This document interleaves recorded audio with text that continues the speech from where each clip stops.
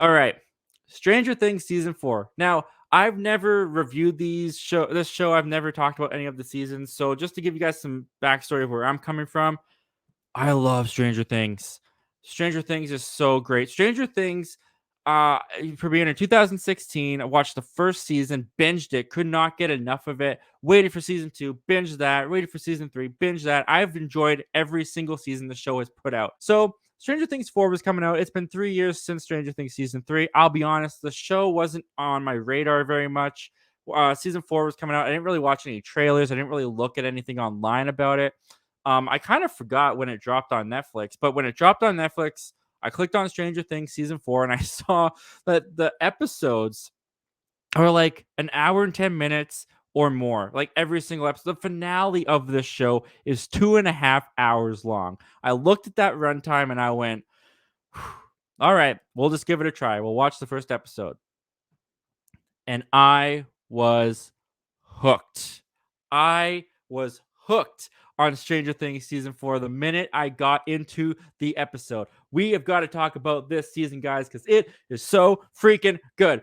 All right, let's talk about the thing that impressed me the most. And the thing that impressed me the most about the season is the writing. The writing this time around for this season was phenomenal because you essentially have like 4 different groups, 4 different storylines going on throughout this show. You've got back in Hawkins, you've got Steve, you've got Dustin, Robin, Nancy, Lucas, and Max. They're all dealing with this threat going on at Hawkins, and we'll talk about that in a little bit. You got Mike, Will, Jonathan. They're going on a journey to try and essentially get to Eleven's storyline because Eleven's got wrapped back up with Dr. Brenner, who comes back in this season. She's got wrapped back up with him. She's trying to restore her powers that she lost. Meanwhile, you got Hopper, who is revealed to be alive at the end of season 3. He's stuck in a Russian prison, and Joyce and Murray, along with this new character Enzo, are going to try and rescue him. All of this stuff is happening throughout the entire season. All of these characters are split up into different parts of the world.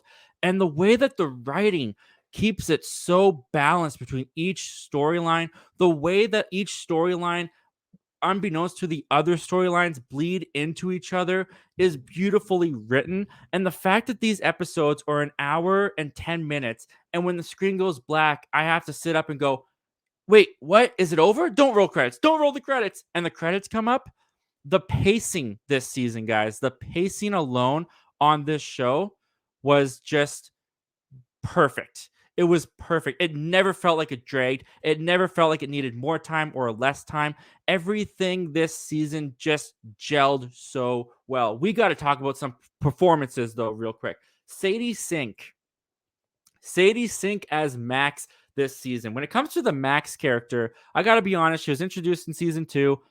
I never really cared for her. She had this kind of abuse, well, not kind of. She had this abusive stepbrother, Billy, but she was so snarky and so edgy with the rest of the group that she just never she got under my skin sometimes. And I liked her, but I never really cared for her. I was always like, if she left the show, I'd be okay. But man, did the writers win me over, and so did Sadie Sink through her performance win me over this time around because she gives a beautiful performance. Not only does she give this emotion to the character and the heart, she is the heart really of this entire season because she is being threatened. She's being hunted down by the threat this time around this season, which easily could have made her feel like a MacGuffin. She easily could have just felt like a thing that the villain wants to get, that the characters are trying to keep away from the villain, which she is, but she adds so much more to the story. She makes decisions. She's not just a damsel in distress. She has power to her. I mean, there's a reason Kate Bush's Running Up That Hill is blowing up the charts right now because it's so tied to her character and the emotion and the journey of her character that you get attached to the song because you're so attached to the character, and it's like a symbiote relationship. And Sadie Sink, there's a scene where she is sitting at a grave giving this apology to Billy's grave.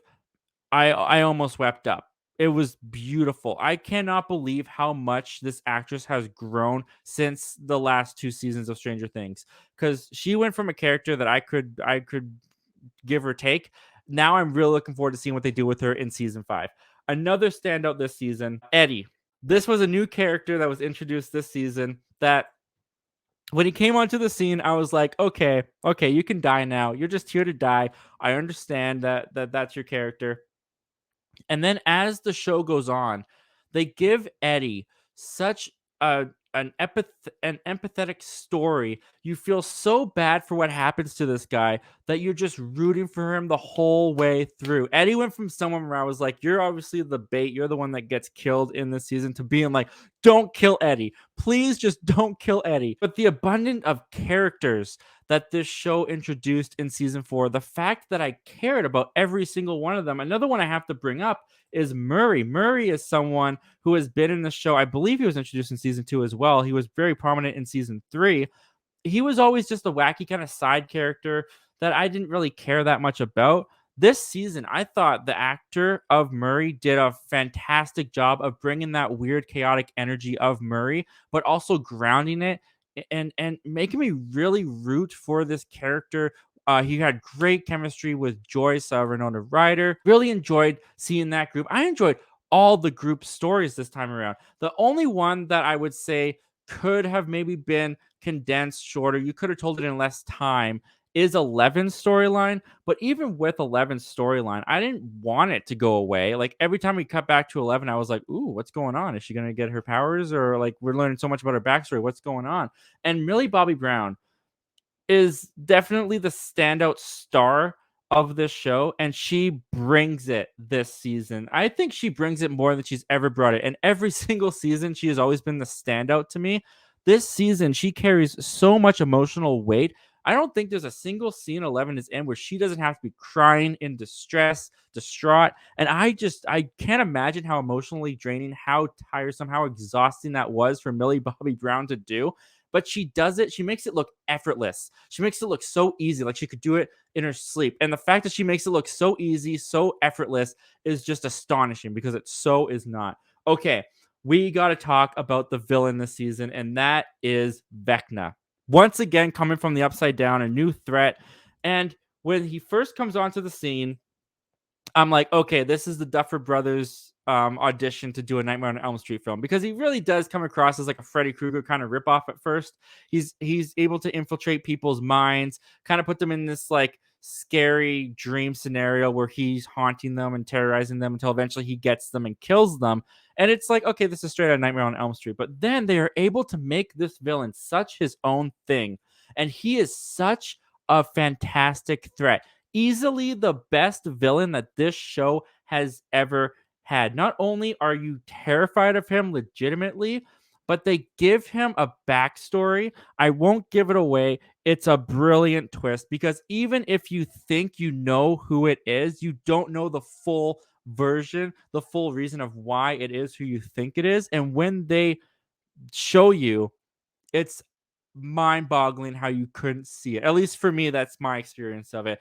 The Like I said, the big takeaway, the big star of this show this season was the writing. The performances were great as well. The production design was great. The sound mixing was great. Everything was just A plus. But the writing, the way that all these stories interconnected, bled into each other, and then eventually came together in the 2.5 hour season finale, that really did not feel like 2.5 hours. I cannot believe how fast the show went by. Bravo, Stranger Things. Bravo to everyone who worked on this season. I really hope that they can make season 5 as good as this season was, because by far this was the best season of Stranger Things that they've ever put together. And if they can end the show with season 5 as well as they did with season 4, this could be one of my favorite shows that I've ever watched. What did you guys think of Stranger Things season 4? Have you had a chance to finish it yet? I know it's like 18 hours, so I wouldn't blame you if you haven't. Comment down below. Let me know all your thoughts and opinions. I'd love to hear them. And without further ado, let's take a look at what you guys are saying.